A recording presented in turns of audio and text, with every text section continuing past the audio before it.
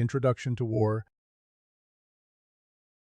The fervor of enlistment in the summer of 1914, a wave of fervor washed over the young men of Germany, suffocating them with an unquenchable thirst for adventure, honor, and glory. It was an era of unbridled optimism, where the drums of war beat loudly in their chests, beckoning them to answer the call to duty. Paul Baumer, a bright-eyed and enthusiastic student, was no exception. Alongside his classmates, he succumbed to the intoxicating allure of patriotism, eager to prove themselves on the battlefields of Europe. The atmosphere was electric, with whispers of a war simmering on the horizon. Rumors of Archduke Franz Ferdinand's assassination in Sarajevo had spread like wildfire, igniting a powder keg of nationalistic fervor. And his schoolboys, barely out of their teens, were swept up in the fervor, imagining themselves as heroes, destined to forge the fate of their nation. Paul, with his own dreams of valor, was convinced that the war would be a glorious, albeit brief, interlude between his studies and adulthood. As the news of mobilization spread, the normally sedate streets of Paul's hometown were transformed into a riot of color and sound. Flags waved, bands played, and patriotic chants echoed through the air.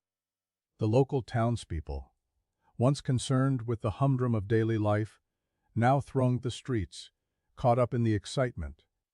It was as if the very fabric of their existence had been rewoven with a vibrant thread of nationalist pride. The schools, too, were caught up in the frenzy. Teachers, once the undisputed authorities, now found themselves struggling to contain the pent-up energy of their pupils. Classrooms, once the bastions of learning, were transformed into makeshift recruitment centers, where eager young men queuing up to enlist were exhorted by their instructors to do their duty for the fatherland. The once routine lessons were replaced by impromptu lectures on the glories of war, where the horrors of battle were glossed over in favor of tales of daring, and heroism. Paul, along with his classmates, was enthralled by the prospect of donning the uniform, of shouldering the weight of responsibility, and of forging his own destiny on the battlefields of Europe. The notion of bloodshed, of sacrifice, and of the often ghastly consequences of war were distant concerns, secondary to the intoxicating allure of adventure and patriotism. In this heady atmosphere, Paul and his friends made their way to the local recruitment office, their hearts pounding in anticipation. The lines were long, but their spirits remained undeterred, buoyed by the infectious enthusiasm of the crowd. As they waited, they regaled each other with tales of daring, of heroic cavalry charges, and of the certain triumph of the German army. The air was thick with excitement, as if the very fate of their nation depended on their actions. As Paul finally stood before the stern-faced recruiting officer, pen poised over the enlistment form, he felt a rush of pride, of purpose, and of belonging. He was about to embark on a journey, one that would forever alter the course of his life, and perhaps even the destiny of his nation. In this chapter, we witness the intoxicating excitement that swept through Germany in the summer of 1914. As young men like Paul Baumer enlisted in the army, fueled by patriotism and naivety, the atmosphere was electric, with schools, towns, and even teachers caught up in the fervor. As Paul and his classmates enlisted, they were driven by a desire for adventure, honor, and glory, largely unaware of the horrors that awaited them on the battlefields of Europe. The chapter sets the stage for the events that will unfold as Paul and his comrades embark on a journey that will test their courage, their endurance, and their very humanity. The reality of war. The loss of innocence. Paul's boots sank into the muddy earth as he trudged through the trenches, his eyes scanning the desolate landscape before him. The sound of artillery fire and screams filled the air, a constant reminder that he was no longer the carefree young man he once was. War had a way of stealing innocence, leaving behind a hardened shell of a person. The memories of his first kill still haunted him. It was a young soldier, no more than 20 years old, with a look of terror in his eyes as Paul pulled the trigger. The image was etched in his mind, a constant reminder of the brutality of war. Paul had thought he was prepared, that he had been trained for this moment, but nothing could have prepared him for the weight of taking a life. As he looked around at his comrades, he saw the same weariness and desperation etched on their faces. They were all just trying to survive, to make it through another day without being killed or maimed. The enemy was relentless, pushing them to their limits with every attack. The cruelty of the enemy was a harsh reality that Paul and his comrades faced every day. They had seen villages burned to the ground, civilians killed or forced to flee, and prisoners tortured and executed. The enemy showed no mercy, and it was hard not to hate them for it. But the hatred only fueled the cycle of violence, making it harder to distinguish between good and evil. Paul knew that he was fighting for his country, for his freedom. But he couldn't help but wonder if it was all worth it.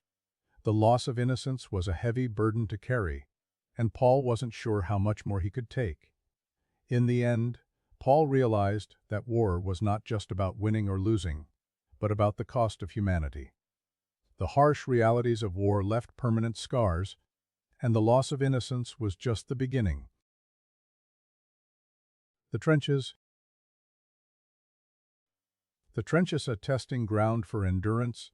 The trenches, a network of ditches and fortifications, were the front line of the war effort. For soldiers, deployment to the trenches was a rite of passage, a test of endurance that would push their physical and emotional limits to the breaking point. The trenches were a world of their own, a realm of mud, blood, and chaos, where the sounds of gunfire and screams filled the air. Outside a frontier of mud and morat, the trenches were often dug into waterlogged soil, making them prone to flooding and turning the ground into a quagmire of mud and mire. The soldiers' living quarters, such as they were cramped and damp, with walls of sandbags and wooden planks that offered little protection from the elements. The air was thick with the stench of rotting bodies, human waste, and the acrid smell of cordite. Every step was a struggle as soldiers sank knee-deep into the muck, their boots heavy with mud and water. The trenches were also a haven for vermin, with rats and lice infesting every corner of the soldiers' living space. Rats, in particular, were a constant menace, scurrying through the trenches, stealing food, and spreading disease. The soldiers' skin was often raw and inflamed from the constant scratching and biting, their bodies weakened by the constant threat of disease. The sounds of work. The trenches were a cacophony of sounds, a never-ending barrage of gunfire, explosions, and screams. The artillery fire was incessant, with shells whistling overhead, and the screams of the wounded and the dying echoing through the trenches. The soldiers' nerves were stretched taut, their senses dulled by the constant din of war. At night, the firing would die down, and the soldiers would huddle together, trying to catch a few hours of fitful sleep. But even in sleep, the sounds of war were ever present, the soldiers' minds racing with the horrors they had witnessed and the fears they had for the future. Thoughts, physical and emotional exhaustion. Life in the trenches was a constant assault on the senses, a never-ending barrage of sights, sounds, and smells that wore down even the strongest of soldiers. The physical toll was evident in the soldiers' gaunt faces, their eyes sunken, their skin pale and clammy. They were constantly fatigued, their bodies weakened by the lack of sleep, the poor diet, and the constant exposure to the elements. But it was not just the physical toll that was a concern. The trenches took a heavy emotional toll on the soldiers, eroding their confidence, their morale, and their sense of purpose. They were trapped in a never-ending cycle of fear and violence, with no escape from the horrors that surrounded them. A glimpse into the abyss. For many soldiers, the trenches represented a glimpse into the abyss, a peek into the depths of human depravity and suffering. They saw the worst of humanity, the cruelty, the brutality, and the callous disregard for human life.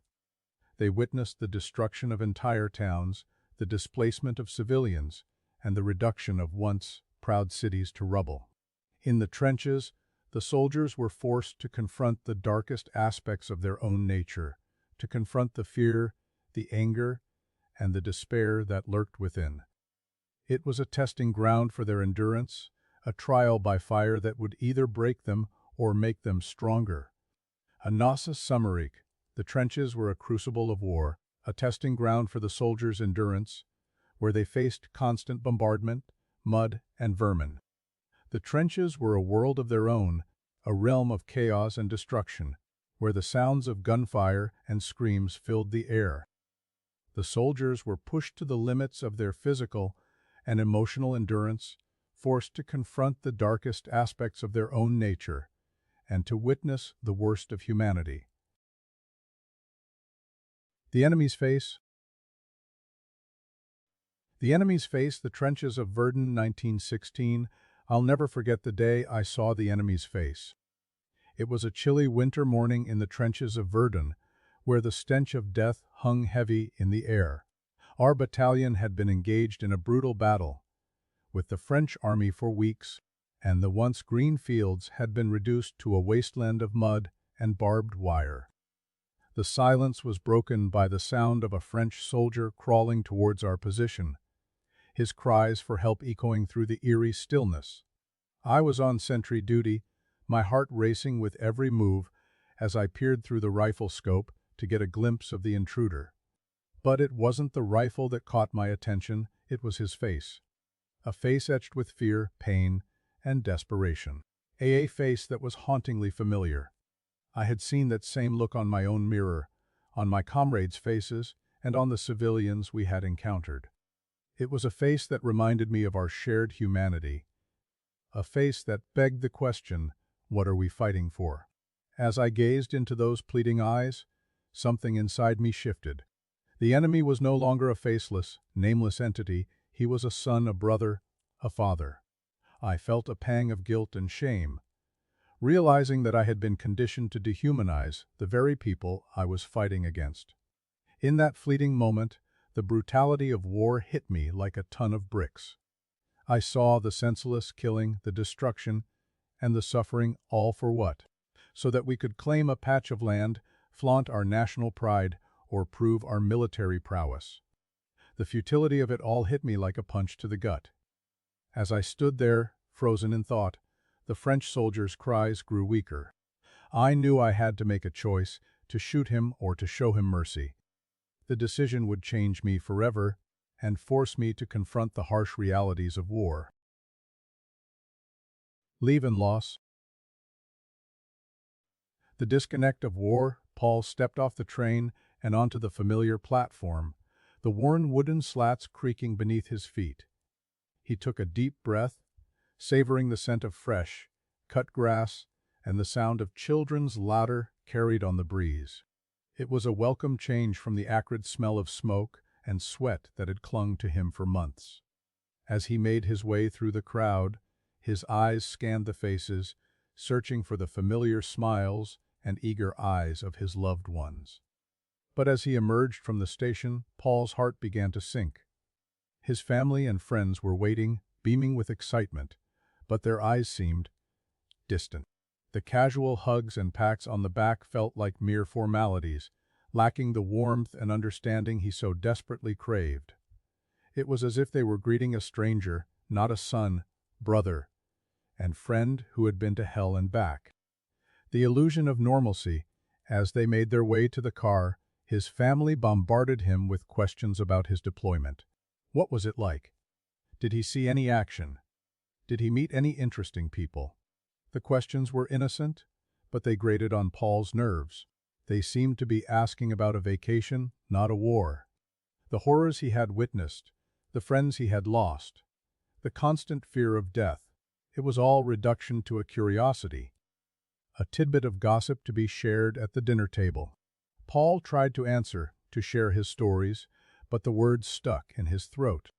How could he explain the smell of burning flesh, the sound of screams echoing through the night, the feeling of helplessness as he watched his comrades fall? Of these people, the ones he loved, had no frame of reference for the atrocities he had seen. They couldn't understand why he couldn't just Get over it and move on. The disconnection deepens as the days passed. Paul struggled to adjust to the rhythms of civilian life. Simple tasks like grocery shopping or watching a movie became overwhelming. The mundane chatter of everyday conversation felt like a mocking reminder of the superficiality of it all. His family and friends, in their attempts to reconnect, only pushed him further away.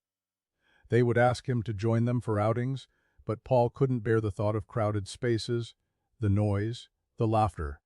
He felt like an outsider, a stranger in his own skin. They would try to engage him in conversations about sports or politics, but Paul's mind would wander back to the battlefields, to the friends he had lost, to the faces of the enemy. The despair sets in as the days turned into weeks. Paul's sense of isolation deepened. He felt like he was drowning in a sea of indifference, suffocating under the weight of their ignorance. He began to question his own identity, his purpose. What was the point of it all? Why had he fought blood and almost died if it didn't matter to anyone back home? The darkness closed in, and Paul found himself retreating into the solitude of his childhood bedroom, the only place he felt safe. He would sit for hours, staring at the photos on his wall, reliving the memories of happier times when life made sense and the war was just a distant rumor. Summary: Paul's return from war was supposed to be a homecoming, a celebration of his survival and bravery. Instead, he found himself lost in a sea of disconnect, struggling to reconcile the harsh realities of war with the mundane lives of his family and friends. The people he loved seemed oblivious to the scars he carried, the pain he endured, and the toll it took on his very soul. As the days turned into weeks, Paul's sense of isolation and despair deepened, leaving him to wonder if he would ever find his way back to the world he once knew. The hospital. Paul lay on the narrow bed, his body riddled with pain and his mind reeling from the horrors he had witnessed on the battlefield. The hospital, a makeshift facility set up in a converted school, was a flurry of activity. Doctors and nurses rushed to and fro, tending to the wounded and dying soldiers that filled the wards. The sights and sounds of the hospital were a stark reminder of the devastating effects of war. Paul's gaze fell upon a young soldier, no more than 20 years old, who had lost both legs in an explosion. The youth's eyes were vacant, his face a picture of despair as he struggled to come to terms with his new reality. Nearby, a nurse quietly sobbed as she changed the dressings of a soldier whose body was ravaged by shrapnel wounds. The sounds of war still echoed in Paul's mind, the cries of the dying, the scent of blood and smoke, the constant din of artillery fire. He couldn't shake the feeling of guilt that had taken up residence in his chest, weighing him down with every breath. Why had he survived while so many others had fallen? As he lay there, Paul began to notice the subtle signs of trauma etched on the faces of the soldiers around him. The involuntary twitching, the distant stares, the fragmented sentences, and halting conversations. The hospital was a microcosm of the psychological toll of war, a harsh reminder that the human mind was not designed to withstand the relentless onslaught of violence and chaos. As the hours ticked by, Paul realized that the real battle was only just beginning.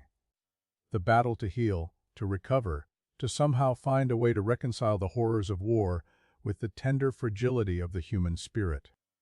In this hospital, surrounded by the wounded and the dying, Paul knew that he was about to embark on the most difficult journey of his life. The end of innocence. The end of innocence, the stench of mud, blood, and death clung to Paul like a damp shroud as he trudged back to the trenches.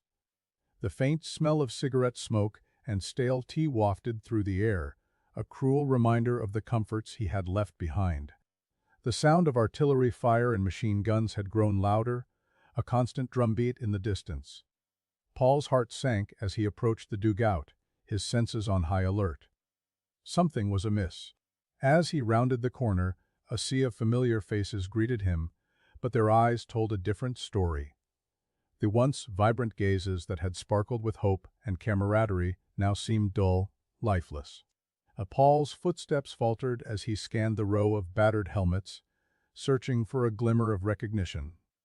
The silence was oppressive, heavy with the weight of unspoken sorrow. The first thing that struck Paul was the absence of laughter. Gone were the jests and good-natured teasing that had characterized their time together. In their place, an eerie quietude hung like a pall, suffocating the very air out of him. He spotted Tommy, his childhood friend, now a fragment of the boy he once knew. Tommy's left arm was bandaged, the fingers curled into a claw. Paul's gaze lingered on the vacant stare, unsure of what to say or do. To his right, he spotted Harry, their platoon leader, his leg bound in a makeshift splint. The usually ebullient officer now looked drained, his eyes sunken, and his voice barely above a whisper. Paul felt a pang of despair as he realized that his comrades, the men he had shared so many memories with, were either dead, maimed, or forever changed. The trenches, once a symbol of camaraderie and shared purpose, now seemed like a charnel house. Paul's mind reeled as he struggled to comprehend the magnitude of the destruction. The din of war had become a deafening roar, drowning out the whispers of his own conscience. He felt like an outsider, a stranger in a world he no longer recognized. The faces that had once been etched with hope and determination now wore the scars of despair. Paul wondered if he, too, had been forever altered, his innocence lost in the cacophony of war. The naivety that had driven him to enlist, to prove himself, now seemed like a distant memory, a relic of a bygone era. As Paul wandered through the trenches, he encountered more and more of his comrades, each bearing their own unique scars. There was James, his leg blown off at the knee, his eyes vacant, lost in a world of pain. There was Emily, the medic, her hands shaking as she tended to the wounded, her eyes red-rimmed from exhaustion and grief. Paul felt like he was walking through a nightmare, one from which he couldn't awaken. The trenches, once a symbol of duty and honor, had become a monument to futility and despair. He wondered if he, too, would eventually join the ranks of the broken, his spirit crushed beneath the weight of war. As the darkness closed in around him, Paul realized that his faith in the system, in the justification for war, was crumbling. The ideals he had clung to, the notion that fighting for one's country was noble, now seemed hollow, meaningless. He was left with only questions. What was the purpose of it all? Who was to blame for this senseless slaughter? The end of innocence was a slow, agonizing process, one that Paul was powerless to stop.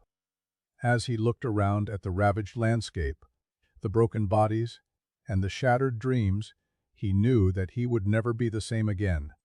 The war had exacted its toll, leaving behind a scarred, disillusioned young man, forever changed by the horrors he had witnessed. In this desolate landscape, Paul was forced to confront the brutal truth: war was not a noble pursuit, but a destructive force that devoured innocence, leaving only bitterness and regret in its wake. As he stood amidst the ruins, Paul knew that he would carry the burden of this knowledge with him for the rest of his days. The final days. The weight of war's legacy. As Paul's story draws to a close, the echoes of war still linger, a haunting reminder of the devastating cost of conflict. The scars of battle, both physical and emotional, have left an indelible mark on his generation. The innocence of youth, once full of promise and idealism, has been lost amidst the chaos and destruction. The world Paul once knew has been forever changed, leaving behind only shattered dreams and the weight of uncertainty. The looming shadow of PTSD, the psychological toll of war, cannot be overstated. Paul, like many of his comrades, struggles to reconcile the horrors he witnessed with the quiet rhythms of civilian life. The memories of fallen friends and the screams of the wounded haunt his every waking moment, threatening to consume him at any time. The burden of post-traumatic stress disorder, PTSD, weighs heavy on his shoulders, a constant reminder that the war may be over, but its impact is far from it. A generation lost, the war has exacted a terrible price on Paul's generation. Friends, classmates, and neighbors all gone, lost to the senseless violence of conflict. The what-ifs and maybes of their lives will forever remain unfulfilled, leaving behind only the cold, harsh reality of their absence. The loss of so many young lives has shattered the very fabric of society, leaving a void that can never be filled. Our reflections on the futility of war, as Paul looks back on the devastation, he is left to wonder if it was all worth it. Was the cost in human life, the destruction, and the suffering truly justified?